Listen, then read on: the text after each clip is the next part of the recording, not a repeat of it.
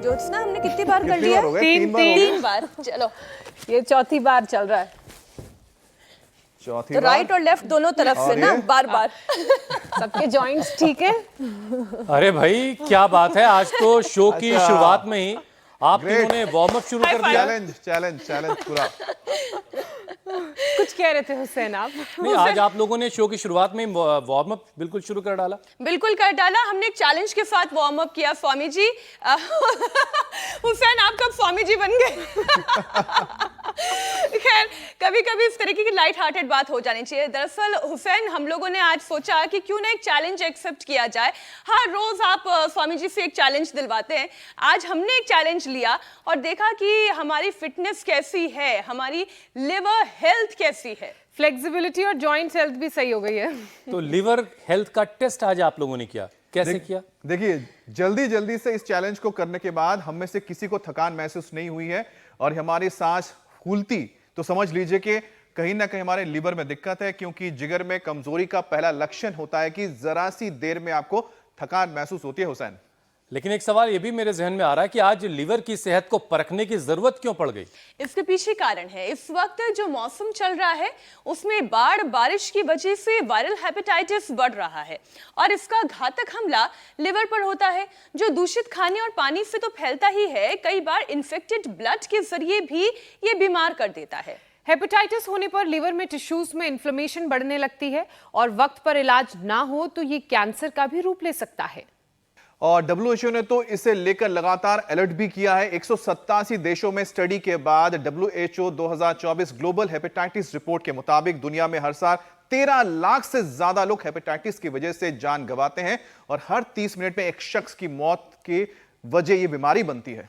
बिल्कुल गंभीर आंकड़े हैं, इसलिए इस खतरनाक बीमारी के बारे में अवेयरनेस लाने के लिए हर साल आज ही के दिन हुसैन वर्ल्ड हेपेटाइटिस डे मनाया जाता है। ओहो, अब पता बात चली सही। फिर तो जरूरी है कि हमारे दर्शक भी ये समझें कि इस बीमारी से कैसे बचना और अपना टेस्ट कैसे करना वो शुरू में हो चुका है। तो जरा सुनिए, हेपेटाइटिस के 5 स्ट्रेन हैं, जिनमें हेपेटाइटिस ए, ई और खाने पीने से फैलते हैं, जबकि बी, सी और डी इन्फेक्टेड ब्लड चढ़ाने की वजह से फैलते हैं, जबकि दुनिया में सबसे ज्यादा मौत जो है वो हेपेटाइटिस बी की वजह से होती है। हुसैन बिल्कुल ठीक कहा आपने। लेटेस्ट रिपोर्ट बता रही है कि हेपेटाइटिस सी से तो लापरवाही होने पर ठीक होने के बाद भी मौत का खतरा बढ़ जाता है, रिकरिंग है। लेकिन अगर योग को साथी बना लिया जाए तो हेपेटाइटिस क्या कोई भी इन्फेक्शन मौत का फायदा जो खौफ है वो आपके अंदर पैदा नहीं कर पाएगा, क्योंकि चाहे बीमारियों से बचना हो या फिर इम्यूनिटी को मजबूत बनाना हो, योग आयुर्वेद का कोई तोड़ नहीं। और ये सब कुछ होता कैसे है ये हमें स्वामी जी रोजाना ही बताते हैं। स्वामी जी प्रणाम, बहुत बहुत स्वागत है आपका। प्रणाम स्वामी जी, बहुत बहुत स्वागत है आपका। सुप्रभात। बहुत बहुत प्रणाम आपको भी हुसैन जी, मीनाक्षी जी, ज्योत्सना जी, अमित जी, सुप्रभातम।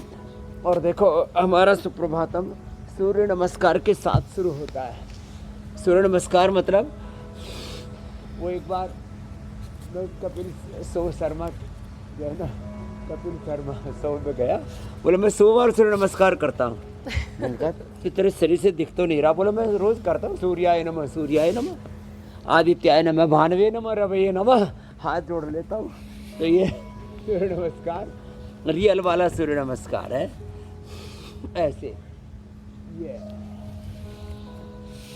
सूर्य नमस्कार ऐसे पूरा हो और सूर्य नमस्कार के साथ फिर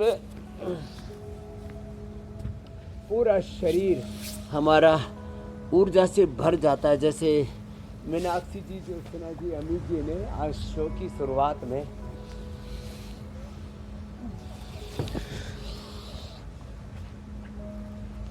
अपना टेस्ट किया कि उनका लीवर कैसे है, काम कर रहा है।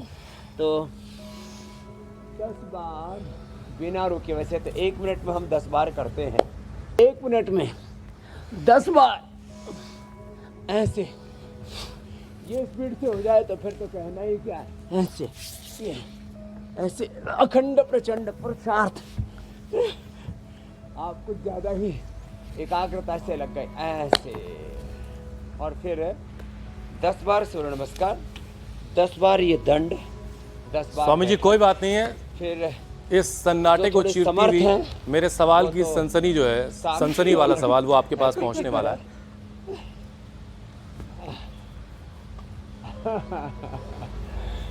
तो स्वामी जी जरा सबसे पहले हमारे दर्शकों को ये बताइए कि हेपेटाइटिस इन्फेक्शन, लीवर की जो परेशानी वो शुरू कैसे होती है, इसको कैसे रीड किया जाए कि भाई हम उस तरफ जा रहे हैं और रुक जाया जाए और खुद को पहचान करके परेशानी का हल ढूंढ लिया जाए।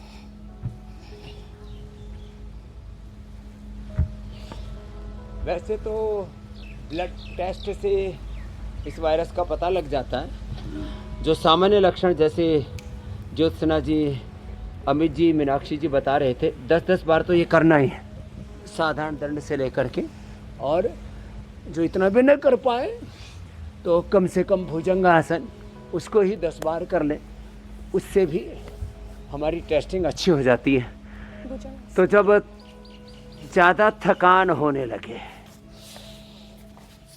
जब भूख कम लगने लगे, जब अचानक हीमोग्लोबिन डाउन होने लगे अथवा पूरा लिपिड प्रोफाइल गड़बड़ाने लगे, SGOT, SGPT आदि, तो पता लगाना चाहिए कि भाई कहीं hepatitis A, B, C, D जो ये पूरी सीरीज है, इसमें एक वायरस लोड बढ़ता है और वह हजारों लाखों से लेकर के करोड़ों तक पहुंच जाता है वायरस लोड। कई बार किसी किसी के अंदर ये साइलेंटली होता है।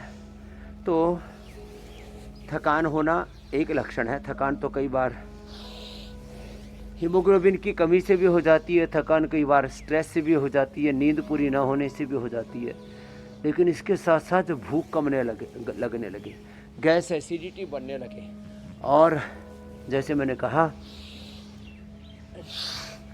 हमारे ये जो लीवर प्रोफाइल है ना, ये गड़बड़ाने लगे, तो फिर हमें ये ब्लड टेस्ट इसका सबसे सटीक उपाय है। और कई बार साइलेंट होता है और कई बार इसमें वायरस लोड बहुत ज़्यादा बढ़ जाता है, वो तो ब्लड टेस्टिंग से ही पता लगेगा।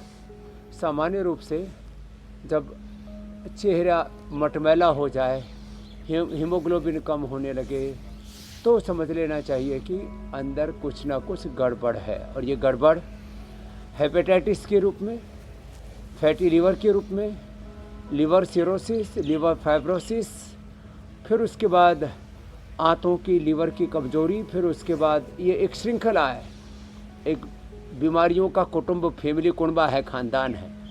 इसमें कॉन्स्टिपेशन है, कोलाइटिस है, IBS है, इसमें अलग अलग प्रकार के फिर पूरे रोगों की एक श्रृंखला है। तो इस सारे कुटुंब को, बीमारियों की इस पूरी फैमिली को, इस कुनबे को आज तहस-नहस करना है, खदेड़ना है, भगाना है, मिटाना है, हटाना है। इसके लिए एक तो ये पावर योगा का सेशन हमारा रोज हम करवा देते हैं, ये तो कर ही लें। शुद्धिकरण के लिए सुबह सुबह जल नीति, सूत्र नीति, जो हमारे यहाँ योगाचार्य भाई खाली ये प्रदर्शन नहीं करते, ये इसका बड़ा महत्व है। सप्ताह में एक बार कम से कम कुंजर, हो सके तो दंड बस्ती, दंड धोती, ये बड़े ज़बरदस्त है। दंड धोती, वस्त्र धोती, जल नीति, सूत्र नीति, कुंजर क्रिया, और फिर ये हनुमान दंड, ये भी ज़्यादा ना लग पाए, ऐसे तो कम से कम ये मिश्र दंड तो धीरे धीरे करके, होले होले करके ऐसे 10 बार कर लेना चाहिए। और हम तो 1 मिनट में 100 बार तक कर लेते हैं ऐसे।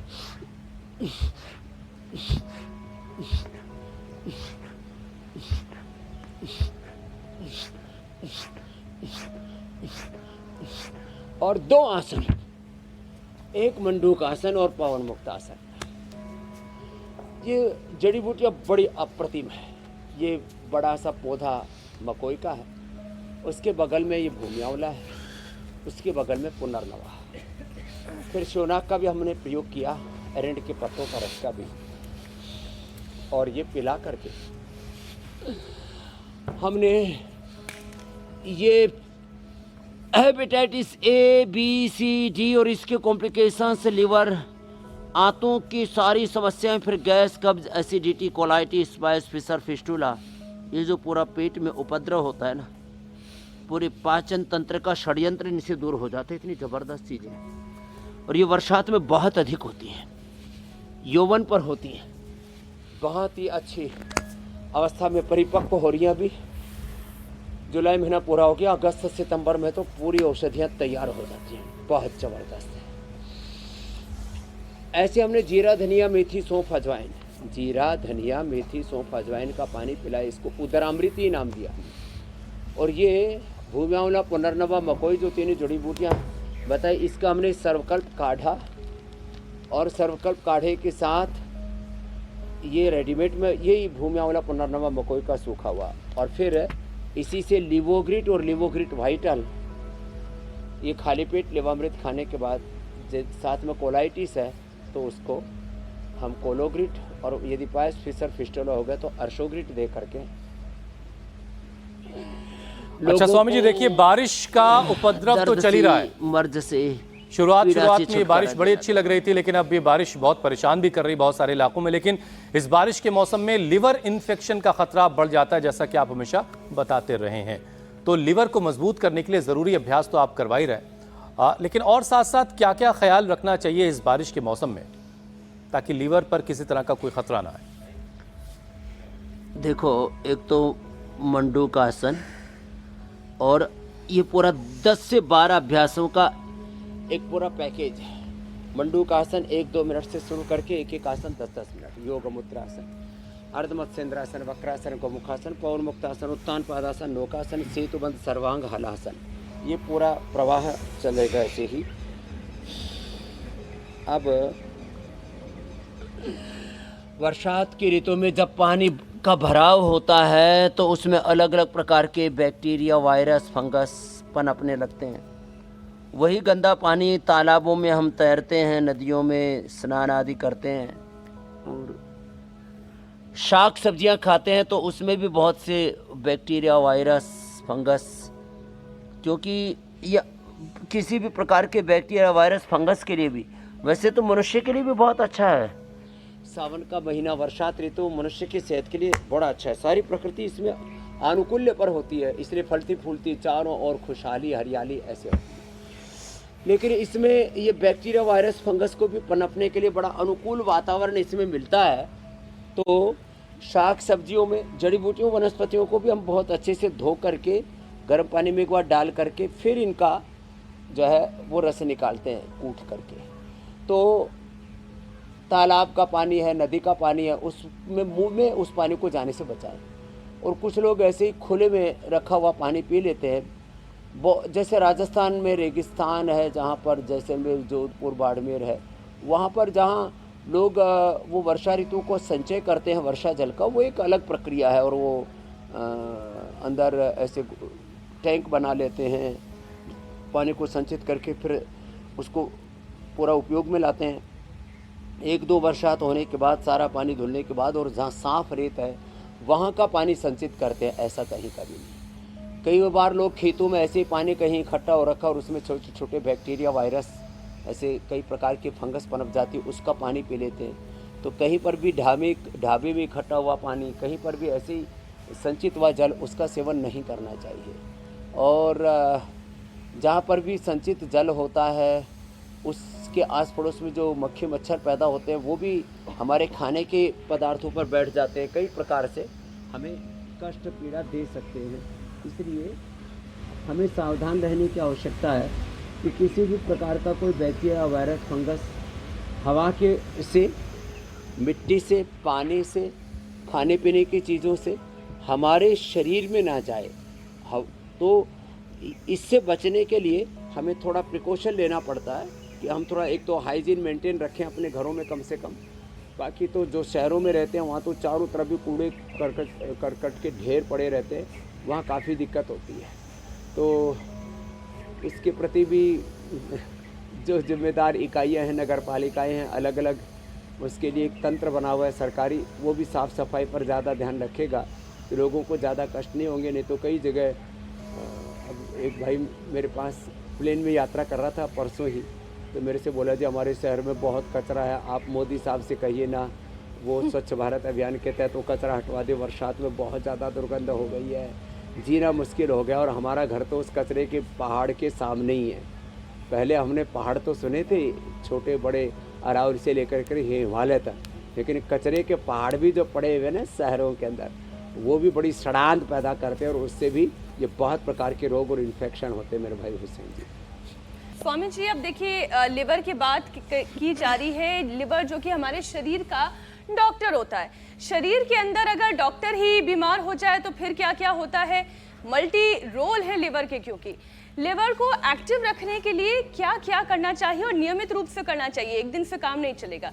तो Swami ji, liver proper function करे इसके लिए योग अभ्यास के साथ साथ और किन बातों का ध्यान रखना चाहिए।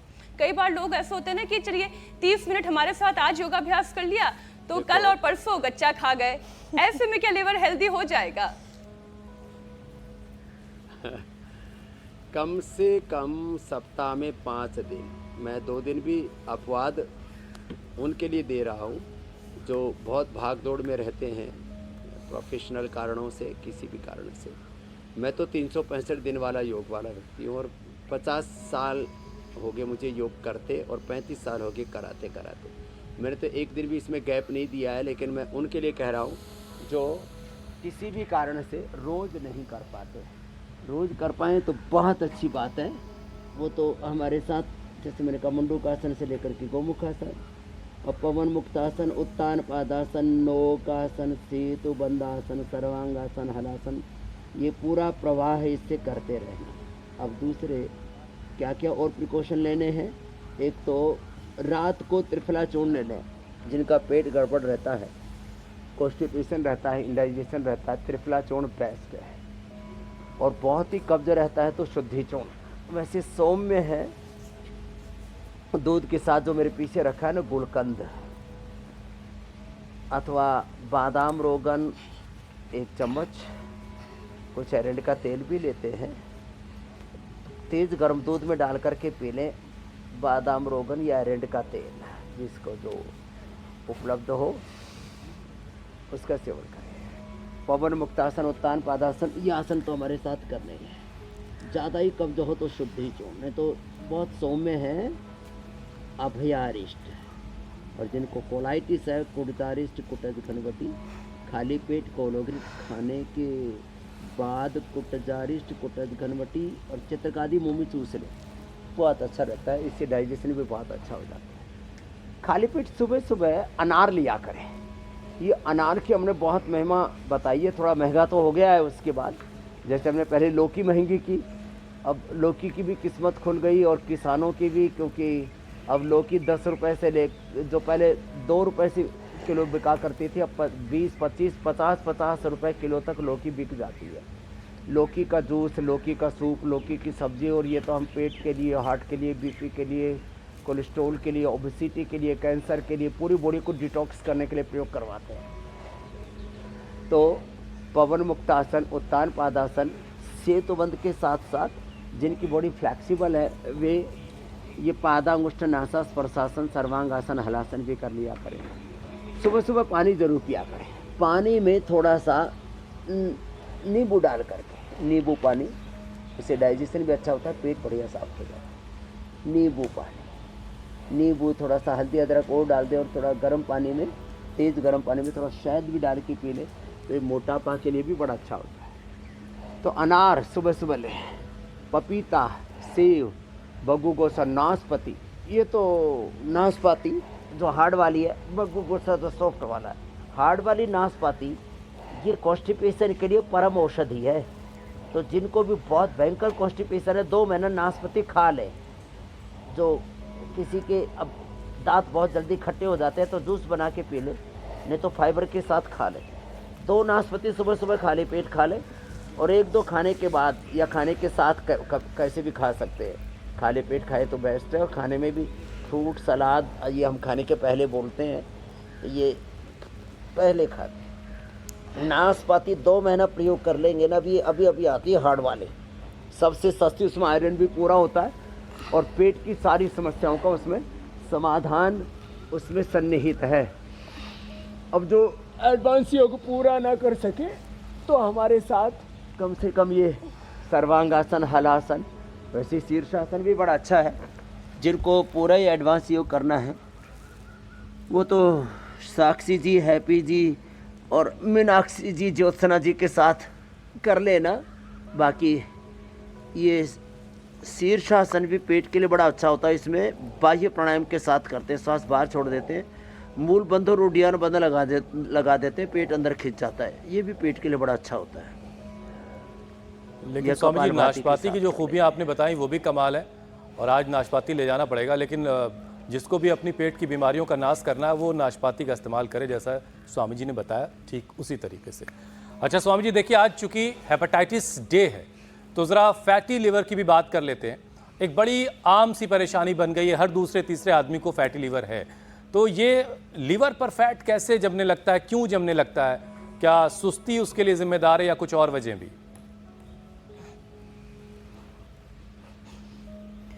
तो देखो, जितने भी हम ये फैट वाली चीज़ें खाते हैं, एक तो फैट भी बढ़ाती है, ओबिसिटी।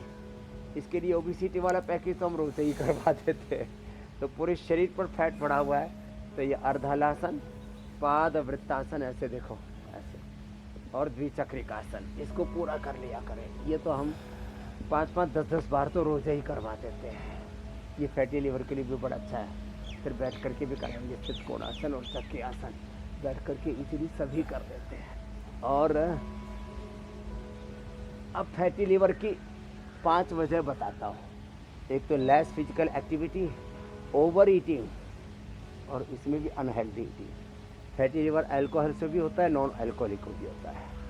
इसलिए कम से कम 1 घंटे की एक्टिविटी, चाहे दौड़ लो, चाहे साइकिलिंग कर लो, चाहे कोई स्पोर्ट्स, कोई भी गेम खेल लो, तैर लो। और तैरते समय मैंने कहा अभी बरसात में ध्यान रखना है, मुंह में पानी जाएगा, आंख में पानी जाएगा, कान में पानी जाएगा। गंदा पानी जो है ना वो नहीं आना चाहिए। पहले तो तालाबों में साफ पानी इकट्ठा हुआ करता था, लोग गंदगी छोड़ते ही नहीं थे। जो खेतों का पानी भी नहीं, पहाड़ का पानी और बड़ा साफ पानी आया करता था, उसमें गंदगी नहीं हुआ करती थी। तो इसका ध्यान रखें। तो ये 3 अभ्यास तो लेट करके, बैठ करके भी 2 अभ्यास अभी बता ही दे रहे हैं, ये बड़े अच्छे हैं लीवर के लिए भी, और ऐसे भी फैटी लीवर के लिए भी, कॉन्स्टिपेशन, कोलाइटिस के लिए भी, अब ओबिसिटी के लिए भी अच्छे हैं। इससे अपने लिए तो less physical activity, over eating, unhealthy eating. अब इसमें सबसे ज़्यादा जो 3 चीज़ें हैं फैटी लीवर को बढ़ाती हैं, एक तो चॉकलेट, इसमें लगभग 50% चॉकलेट और आइसक्रीम ये फैटी लीवर की प्रॉब्लम पैदा करते हैं। जितने भी नमकीन खाते हैं उसमें लगभग 30%, 25 to 30% ये जो मध्य प्रदेश के, रतलाम के और नीमच के, इंदौर के सेव बोलते हैं वहाँ, सेव। अरे अब देखो, हम तो सेव कहते हैं सेव फल को, वो सेव फल को सेव फल बोलते हैं और बाकी सेव बोलते हैं। तो देखो, सेवैया की खीर आदि खाते थे, वो तो फिर भी ठीक है मामला, उसमें तो हल्का सा रोस्ट करते थे। ये तो तलते हैं ना उसको, कोई भी आटे को, उससे फिर ये बनते हैं, तो 30% फैट होता है। तो जिनको भी फैटी लीवर है वो चॉकलेट ना खाएं, आइसक्रीम ना खाएं। जिनको भी फैटी लीवर है वो ये जो नमकीन का अलग अलग भुजिया, चाहे बीका जी की हो, चाहे बीकानेर वाले की हो, चाहे हल्दीराम वाले की हो। अब स्वामी जी, मैं कल का इंसिडेंट आपको बताती हूँ। पतंजलि की भी मेरी एक कलीग है, हम भी बनाते तो मैं नाम नहीं लूंगी वरना तो गलत बात हो जाएगी। तबीयत ठीक नहीं थी और कहा कि एक भुजिया भी जो है साथ में ले लूं, तो तुरंत मैंने डपट लगाई। मैंने कहा तबीयत ठीक नहीं है, पेट है गड़बड़ और उसके साथ चाहिए भुजिया। तो स्वामी जी, ऐसा क्या है ना कि आसपास के माहौल में भी अगर लोग अच्छे भुजिया फूड में कल्चर आजकल को, तो नया करते हैं, हाँ, भुजिया बुंदिया, ऊपर से चाय कॉफी पीते हैं और पूरा बखेड़ा करते हैं, पूरा एक तरह से बीमारियों को, रोगों को पूरा ही आमंत्रण देते हैं। माने वो नमकीन, उसमें जो है वो स्वामी जी राजस्थान में तो खूब चलता है, और फिर कई तरह की चीजें मिला करके फिर खाते, बूंदी, मिठास। तो खैर स्वामी जी, मैं ये कहती कि अच्छा फूड कल्चर जो है, बकरी भी बड़ी खतरनाक है। हाँ, अच्छा फूड कल्चर अगर हम आपस में ही एक दूसरे को बीच में अगर करेक्ट करते रहें, या आसपास के लोगों की थाली देखकर उनको बताते रहें कि क्या सही और क्या गलत, तो उससे भी बहुत परिवर्तन आएगा ऐसा मुझे लगता है। अब स्वामी जी, लिवर को लेकर एक वहम भी है कि ज्यादा शराब पीने वाले को ही लिवर सिरोसिस होता है, लेकिन स्वामी जी जो लोग नॉन अल्कोहलिक हैं उनकी भी तो लिवर सिरोसिस की परेशानी आजकल बहुत तेजी से बढ़ रही है। पहले तो ऐसा होता क्यों है और फिर इसका उपाय क्या है? देखो, जो मैंने कहा नमकीन भी नहीं खा रहे, चॉकलेट आइसक्रीम आदि भी, और भी बीड़ी सिगरेट शराब आदि नहीं पी रहे, उनको कैसे लीवर की प्रॉब्लम हो रही है? ज़्यादा घी, ज़्यादा तेल। गुजरातियों की और मराठियों की, मैंने तो साउथ इंडिया की सब्जियों में ऐसा देखा, सब्जी में दाल में घी या तेल तैरता रहता, और जब थाली में डालते परोसते हैं तो चारों तरफ वो घी तेल फैल जाता है। ये बड़ा खतरनाक है। तो ज़्यादा घी, ज़्यादा तेल, एक व्यक्ति 20 ग्राम घी हजम कर सकता है या 20 ग्राम तेल, 2 चम्मच, और आदमी तो ऐसे 25-25, 50-50 ग्राम, और दाल बाटी चूरमा में तो 100-100 ग्राम ठोक लेता है, तो फिर हो गई फैटी लीवर। तो ज़्यादा घी, ज़्यादा तेल, ज़्यादा दूध, ज़्यादा दही, ये भी गड़बड़ करता है। और सबसे बड़ी बात है, आप यदि लीवर की एक्सरसाइज नहीं करते, सबसे अच्छी लीवर की एक्सरसाइज है कपालभाति। लीवर की एक्सरसाइज नहीं करेंगे तो थोड़ा भी फैट अंदर जाके जमा हो जाएगा। अब एक बस बड़ी सी बात कह देता हूँ, आगे आप पूछ लेना। आपने घी तेल आदि फैट खाया और लीवर की एक्सरसाइज नहीं की तो लीवर पे जाके चिपक जाएगा। आपने यदि भस्त्रिका नहीं किया तो फेफड़ों में सारा कार्बन डाइऑक्साइड और तमाम तरह का जो एयर पोल्यूशन है वो अंदर जाके चिपक जाएगा। फेफड़े कमज़ोर होंगे। कमज़ोर आदमी किसी न किसी के चिपक के रहना चाहता है।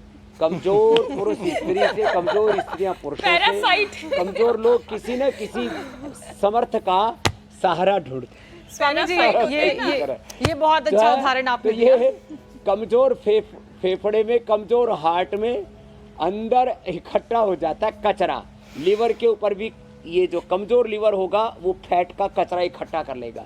किडनी में भी ऐसे ही कचरा इकट्ठा हो जाता है। दिमाग में तो लोगों के भूसा भरा हुआ है। गांव की भाषा में बोले इसके दिमाग में तो गू भरा पड़ा है, भूसा भरा पड़ा है, गोबर भरा पड़ा है। तो कमज़ोर दिल वाले, कमज़ोर दिमाग वाले, कमज़ोर लंग हार्ट वाले, कमज़ोर लीवर वाले, कमज़ोर किडनी वाले, कमज़ोर आंतों वाले, उनको भी कॉन्स्टिपेशन, कोलाइटिस, कमज़ोर जिनकी चमड़ी, वो भी सब पोल्यूशन आदि पकड़ लेती है। अब हमारे में से रोज़ सहस्त्रधारा पसीने के एक बार बहा देते हैं, कोई कचरा इकट्ठा ही नहीं। और जिसके जीवन में कचरा नहीं उसके जीवन में खतरा नहीं। खतरा नहीं। स्वामी जी, कुल मिलाकर कमजोर नहीं होना है, किसी भी ऑर्गन से चिपकना नहीं है और शरीर को परेशान नहीं करना है, अंदर से दूसरों से बिल्कुल नहीं चिपकना आंतरिक है। कमजोरी वो ज्यादा खतरनाक है। स्वामी जी, फैटी लीवर की तरह ही जॉन्डिस, पीलिया की परेशानी भी काफी कॉमन है, कई बार ये जानलेवा भी साबित होती है। तो स्वामी जी, योगाभ्यास तो आप निरंतर करा ही रहे हैं, लेकिन कुछ उपाय भी बता दीजिए जिनसे इन परेशानियों से बचा जा सके। जॉन्डिस के लिए एक बहुत अच्छा उपाय बताता हूँ। एक व्यक्ति है जींद में, वो खानदानी दवाई देता है जॉन्डिस की। तो हमने पता किया देता क्या है।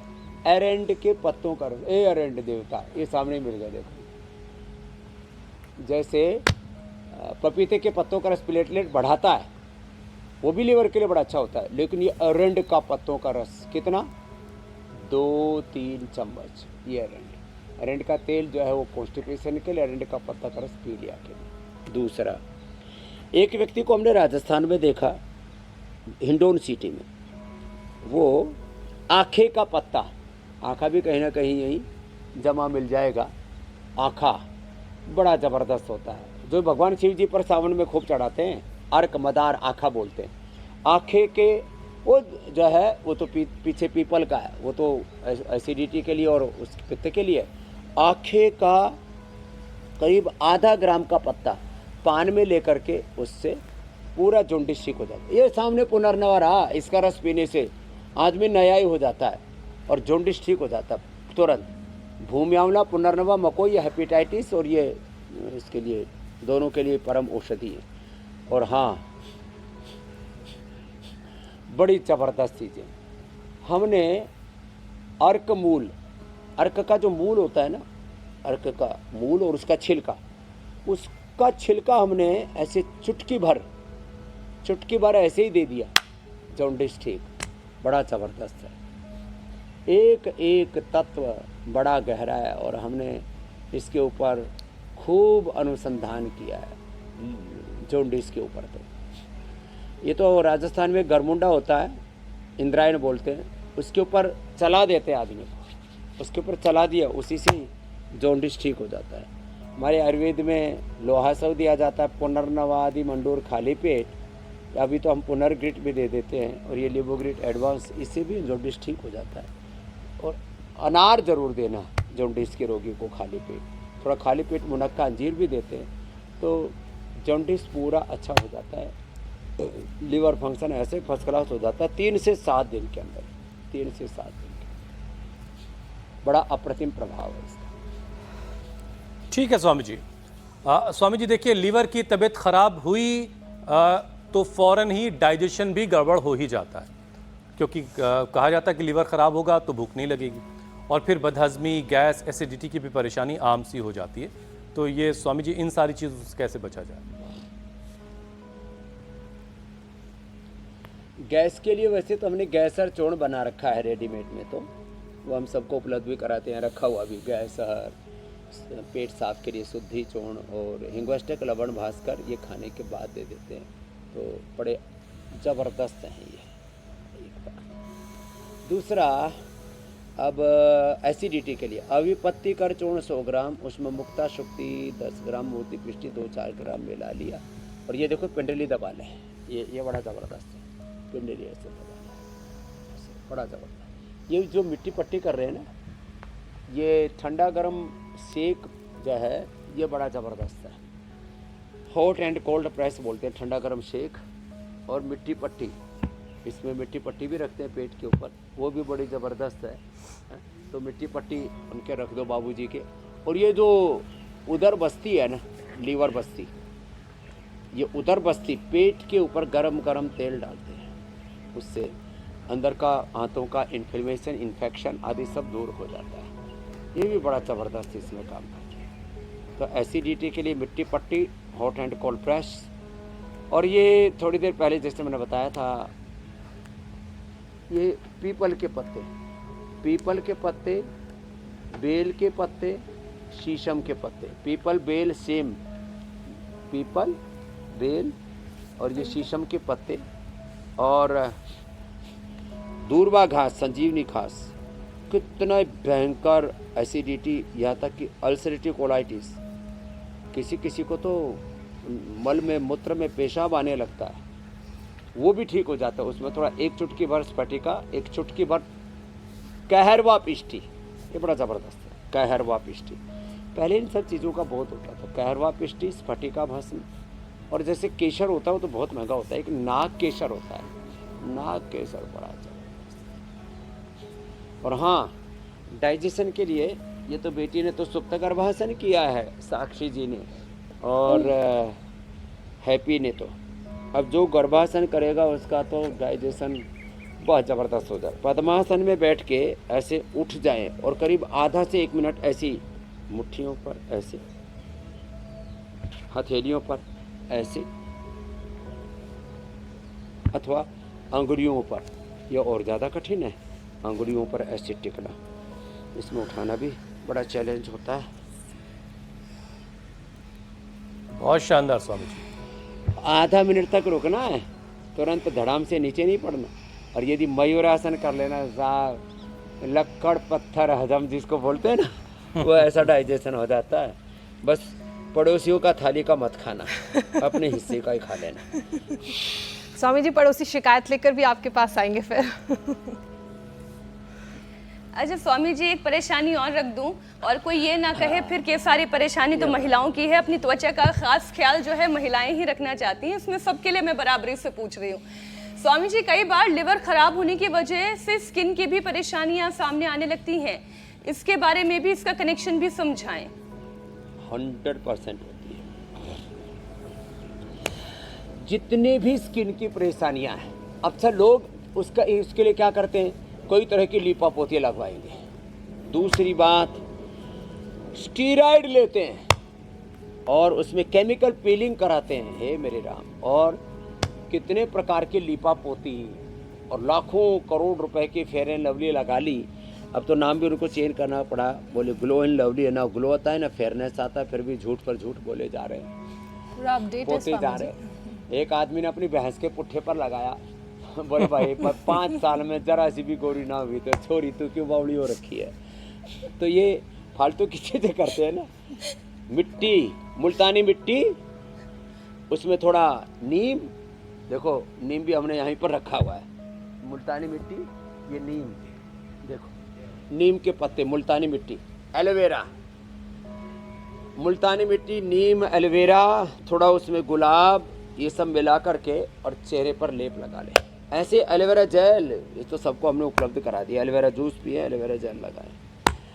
और इसकी गड़बड़ क्या है, एक तो स्ट्रेस बढ़ने से होता है, स्किन का जो भी रोग है, स्किन प्रॉब्लम जितने भी, स्ट्रेस बढ़ने से होता है। दूसरा पित्त बढ़ने से होता है, जैसे एसिडिटी का भी हम उपाय बता रहे हैं। और तीसरा लीवर फंक्शन गड़बड़ होने से, ये स्किन की प्रॉब्लम है। खाली पेट इसलिए गोधन अर्क, नीम की गोली, आरोग्यवटी या आरोग्यवर्धिनी वटी, नीम की वटी। और डर्माग्रिड सामान्य स्किन प्रॉब्लम है, सोराइसिस का रूप ले ले तो सोरोग्रिड, और सफ़ेद दाग हो जाए तो मिलिनोग्रिड लेप और वटी। इसमें हमने दिव्य कैप्सूल, दिव्य तेल भी लगाया ना, इसमें हमने कायाकल्प तेल भी लगा करके प्रयोग किया। और सबसे अच्छा है जो गाय का ठाण होता है, गाय के जहाँ गाय बैठती है उसके ठाण की मिट्टी लेकर के या एकदम शुद्ध गोमूत्र लेकर के सामान्य पीली मिट्टी या मुल्तानी मिट्टी में मिला करके थोड़ा उसमें एलोवेरा, नीम, हल्दी आदि थोड़ा सा मिला लिया, उस पर लगा दिया, थोड़ा सा। और इस तरह से तो स्किन पित्त नहीं की बढ़ना भी हर चाहिए, परेशानी का लीवर फंक्शन नॉर्मल रहना चाहिए, स्ट्रेस नहीं होना चाहिए, फिर स्किन 100 साल तक अच्छी रहेगी। अच्छा स्वामी जी, देखिए क्लाइमेट चेंज भी बच्चों की जान का दुश्मन बन रहा है और इसकी वजह से दुनिया में हर 2 सेकंड में एक बच्चे का वक्त से पहले जन्म हो रहा है, उसकी पैदाइश हो रही है, और उनमें से हर 40 सेकंड में एक बच्चे की मौत हो जा रही है। यानी वक्त से पैदा हुए पहले जो बच्चे पैदा हो रहे हैं उनमें ज़्यादातर बच्चों की जान भी जा रही है। और इसीलिए स्वामी जी ज़रूरत यह है कि हम जलवायु का ख्याल रखें, और हमने इसी वजह से एक मिशन की शुरुआत कर रखी है जिसको हमने नाम दिया है एक पौधा सेहत के नाम, ताकि तेज़ी से जलवायु परिवर्तन को रोका जा सके। तो आज आप कौन सा पौधा लगाना सिखाने वाले हैं और उसके फ़ायदे भी बताएं। जलवायु परिवर्तन का आज हम बता रहे हैं। देखो ये सफ़ेद मूसली, ये बड़ी ज़बरदस्त है। पहले 1,000 रुपये किलो बिका करती थी बाज़ार में, तो अभी भी इतने ही रुपए में बिक रही है। ये सफ़ेद मूसली, इसके ऐसे पत्ते होते हैं और ये 1,000 रुपये किलो तक बिकती है। और बरसात में तो ये बहुत फलती फूलती है, इसलिए मैं तो सबसे कहूँगा आओ एक पौधा सेहत के नाम आप भी लगाओ, गिलोय लगाओ, तुलसी लगाओ। और पूज्य आचार्य बालकृष्ण जी का जन्मदिन है 4 अगस्त, हम तो जड़ी बूटी दिवस ही मनाते हैं। फैक्ट चेक की बारी है स्वामी जी। स्वामी जी, सोशल मीडिया पर दावा यह किया जा रहा है कि हेपेटाइटिस जो है वो एक आनुवंशिक बीमारी है। अब इसका सच क्या है वो बताइए आप। देखो, आनुवांशिक रूप से भी हेपेटाइटिस होता है, लेकिन ये जरूरी नहीं कि सभी को हो। जैसे BP, sugar, thyroid, asthma, arthritis और कैंसर जेनेटिकली होता है, और टीबी यहाँ तक की, तो साइलेंटली उनका बॉडी का स्ट्रक्चर ऐसा होता है कि उसके अंदर फिर ये वायरस लोड बढ़ने की संभावना रहती है। इसलिए जिनके भी कुल परिवार में हेपेटाइटिस है वो हमारे साथ योग करते रहेंगे, सुबह अनार का सेवन करते रहेंगे, भूमि आंवला, पुनर्नवा, मकोई का सेवन करते रहेंगे, तो फिर जेनेटिक उसको भी ब्रेक कर सकेंगे। ये भी बात पक्की है। तो जेनेटिकली हेपेटाइटिस होता है और उसको ब्रेक भी किया जा सकता है, दोनों ही बात सच है। ठीक है स्वामी जी, अब हम और आगे बढ़ते हैं। योग चैलेंज का वक्त हो गया है।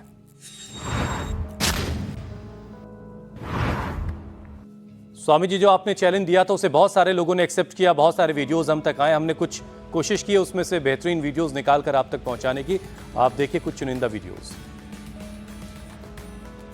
और अब स्वामी जी आपकी मुलाकात करवाते हैं आज के योग का जलवा विजेता से। देखते ही बन रहा है। बहुत शानदार प्रदर्शन किया इन्होंने।